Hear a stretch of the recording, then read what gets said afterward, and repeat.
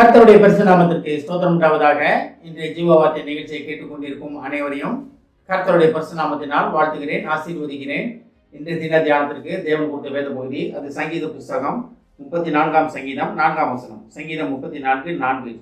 நான் கர்த்தரை தேடினேன், அவர் எனக்கு செவி கொடுத்து என்னுடைய எல்லா பயத்துக்கும் என்னை நீங்களாக்கி விட்டார். இன்றைய தினம் இதை கேட்டுக்கொண்டிருக்கும் அனைவருடைய பயங்களிலிருந்து தேவன் உங்களை நீங்களாக்கி விட்டார். நீங்களாக்கி விட்டார்னா நீங்களாக்கி விட்டு விட்டார். அதாவது இனி நாளைக்கு செய்ய போகிறேன், நாளைக்கு அடுத்த வாரம் செய்ய போகிறேன் அப்படின்லாம் கிடையாது. ஏற்கனவே இதெல்லாமே முடிந்து விட்டது. இந்த சங்கீதக்காரர் ரொம்ப அழகாக சொல்லியிருக்காரு. நான் கர்த்தரை பாருங்க, நான் கர்த்தரை தேடினேன், அவர் எனக்கு செவி கொடுத்து. அப்போ கர்த்தரை தேடும் பொழுது எல்லாமே தேவன் செவி கொடுக்குற தேவன். நீ என்ன பிரச்சனையில் இருந்தாலும் சரி, எதுனாலும் தேவன்கிட்ட கேட்கலாம். நீங்கள் ஒரு நண்பர்கிட்ட பேசுவது போல தேவன்கிட்ட பேசலாம். ஒருவேளை நண்பர்கிட்ட கூட ஒரு சில காரியங்கள் நம்ம பகிர்ந்து கொள்ள முடியாது, சொல்ல முடியாது, எல்லாத்தையுமே சொல்ல முடியாது. ஆனால் தேவன்கிட்ட முகமுகமாக உங்களோட பேச ஆசைப்படுகிற தேவன்கிட்ட நீங்கள் சகல காரியத்தையும் பகிர்ந்துக்கலாம். சகல காரியத்தை உங்கள் கஷ்ட நஷ்டங்கள், உங்கள் லாபம் நஷ்டம் சகலத்தையும் தேவன்கிட்ட சொல்லலாம். ஏன்னா தேவனுக்கு எல்லாமே தெரியும். தேவன் ஆசைப்படுற ஒரு காரியம் என்னென்னா, எல்லாமே எனக்கு தெரியும், நான் தெரியாத மாதிரி எவ்வளோ நாள் நடிச்சுக்கிட்டு இருப்பேன்ற மாதிரி தான்.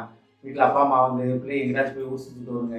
பிள்ளைகள் வீட்டுக்கு வந்தாலும் கேட்பாங்க, எங்கே போயிட்டு வந்தேன் அப்படின்னு. இந்த பிள்ளைய சொன்னால் நான் படிக்க போயிட்டு வந்தேன், ஸ்கூலுக்கு போயிட்டு வந்தேன். நானும் அப்பா அம்மாவுக்கு தெரியும், இது ஸ்கூலுக்கு பிள்ளைன்னு சொல்லி பார்த்தோன்னே தெரியும் இது சரியில்லை. நானாலும் இந்த பிள்ளை சொல்கிற பொய்யை நம்புவாங்கன்னா என்னென்னா, சரி நாளைக்காச்சும் தீர மாட்டானா அப்படின்னு. இதே தான் தேவனுக்கும் நமக்கு இருக்க உறவு. ஆனால் நீங்கள் ஆமாம் நான் இன்னைக்கு போகல, நான் இந்த மாதிரி போயிட்டு வந்தேன்னு சொன்னேன்னு வச்சுக்கிங்களேன், மனசில் வருத்தப்பட்டாலும் உங்களை திட்ட மாட்டாங்க. சரி என் பையன் என்கிட்ட உண்மையாக வச்சுருக்கானே, பொய் சொல்லாமல் என்ன பண்ணாலும் உண்மையாக இருக்கானே. இந்த நிலைமை தான் தேவனுக்கும் நமக்குள்ளுக்கு உறவு வேண்டும். அந்த உறவுல நம்ம நிலைத்திருக்க வேண்டும். ஏன்னா தேவனுக்கு நம்மளை தெரியும், என்ன செய்யணும், என்ன செய்ய போகிறோம், நாளைக்கு என்ன செய்வோம், நாளானைக்கு என்ன செய்வோம்னு. அந்த இடத்துல தேவன்கிட்ட போயிட்டு நம்ம மறைக்கக்கூடாது. அப்போ கர்த்தரை நம்ம தேடும் போது எப்படி முழு மனதுடன் அவரை தேடணும், முழு மனதுடன் முழு ஆத்மாவுடன் அவரை தேடும் போது அவர் உடனடியாக அவர் செவி கொடுப்பாரு. தாவீது ராஜா கண்டுபிடிச்ச ஒரு மிகப்பெரிய வாழ்க்கையின் ரகசியம், அவர் வெற்றியின் ரகசியம் தான். நான் கர்த்தரை தேடினேன், அவர் எனக்கு செவி கொடுத்து என்ன செவி கொடுத்து, அவர் என் எல்லா பயத்துக்கும் என்னை நீங்களாக்கி விட்டார், என்னுடைய எல்லா பயத்துக்கும். அப்போ தேவன் உங்களுக்கு எதுக்காக செவி கொடுக்குறாருன்னா, உங்கள் வாழ்க்கையில் இருக்க பிரச்சனைகள் ஒருவேளை இதை கேட்டுக்கொண்டிருக்கும். நீங்கள் பயந்துக்கிட்டு இருக்கலாம், என் தொழில் என்ன ஆகுமோ, என் திருமண வாழ்க்கை என்ன ஆகுமோ, பிள்ளைகளோட வாழ்க்கை என்ன ஆகுமோ, உடம்பு சரியில்லாமல் இருக்கேனே என்ன ஆகுமோ, வயதான காலத்தில் நான் தனிமையில் இருக்கேனே, நாளைக்கு எனக்கு ஒன்று ஆச்சுன்னா எனக்கு யார் என்னை பாப்பா, யார் என்னோட கூட இருக்க போகிறா, என் வாழ்க்கை எப்படி போயிடுச்சு, கணவன் இல்லையே, மனைவி இல்லையே, நான் தனியாக பிள்ளைகளோட போராடிக்கிட்டு இருக்கேனே, பிள்ளைகளோட கஷ்ட காரியங்களுக்காக நான் பயந்துக்கிட்டு இருக்கேனே அப்படின்னு நீங்கள் அநேக பயம் மனசில் இருக்கலாம். கட்டாயம் எல்லாத்துக்கும் பயம் இருக்கும். தொழில் பண்ணுறவங்களுக்கு தொழில் நல்லா ஓடணும்னு பயம் இருக்கும். வேலை பார்க்குறவங்களுக்கு வேலையில் சரியான ப்ரொமோஷன் வரணுமே, சரியான எனக்கு அந்த இம்ப்ரூவ்மெண்ட் வரணுமே, சரியான காரியங்கள் நடக்கணுமே, நான் வேலை பார்க்குற இடத்துல எந்த ஒரு தப்பும் இல்லாமல் வேலை பார்க்கணுமே அப்படின்னு எல்லாத்துக்கும் எல்லா விதமான ஒரு பயம் இருக்கும். ரோட்டில் போகும்போது ஆக்சிடென்ட் ஆகிடக்கூடாது, பிரச்சனை ஆகிடக்கூடாது, நம்ம ஆக்சிடென்ட் ஆகிட நம்ம போய் அடுத்தவங்களை இடிச்சிடக்கூடாது. அநேக பயத்தோடு தான் நம்ம வாழ்ந்து கொண்டிருக்கணும். அந்த பயம் இல்லாட்டி வாழ்க்கையே கிடையாதுங்க. பயம் இருக்கணும் நமக்கு.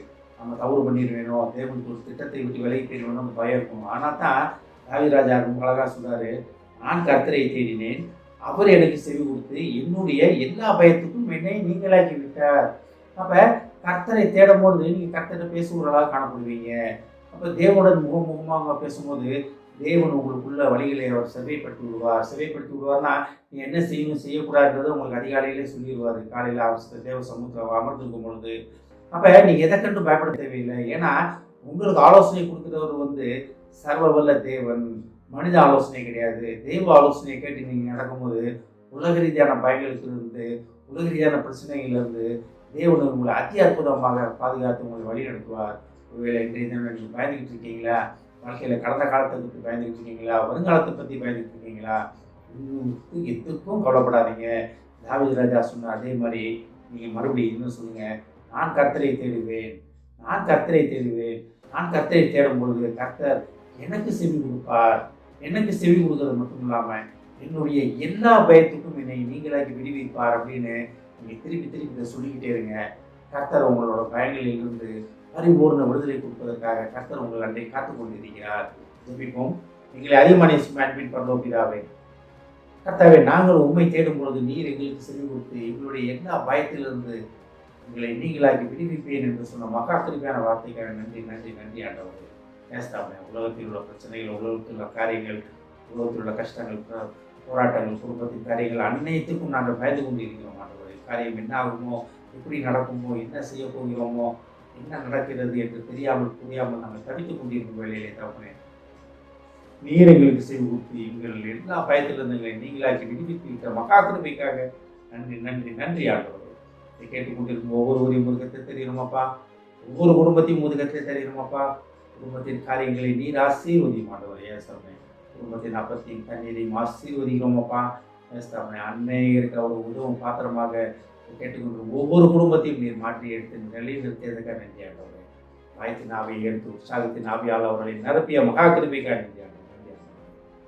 ஆசீர்வதிக்கும் இயேசுவின் மூலமாய் கேட்கிறேன் நல்ல பிதாவே, ஆமென். கர்த்தர் உங்களை ஆசீர்வதிப்பாராக.